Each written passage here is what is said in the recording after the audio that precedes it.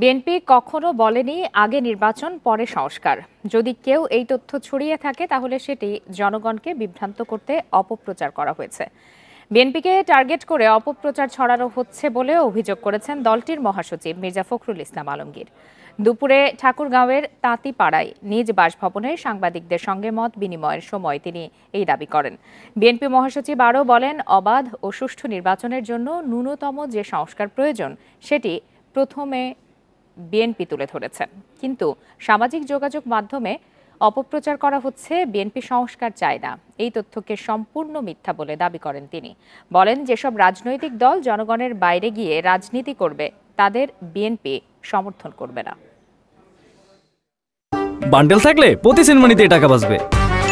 বিকাশ send money bundle কিনে জিতুন প্রতি লেনদেনে। বিএনপিকে টার্গেট করে একটা জিনিস প্রচারণা করা হচ্ছে, এটা সবচেয়ে বেশি প্রচারণা হচ্ছে, সেটা সোশ্যাল মিডিয়াতে সবচেয়ে বেশি। এই বিএনপি আগে নির্বাচন চায়, তারপরে সংস্কার চায়, অথবা সংস্কার চায় না, নির্বাচন চায়, হুইচ ইজ এ ব্ল্যাটার্ড লাই।